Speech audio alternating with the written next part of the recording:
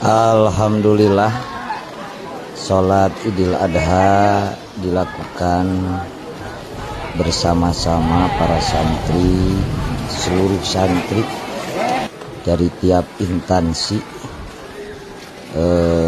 kumpul di masjid besar Pondok Pesantren Miftahul Huda II.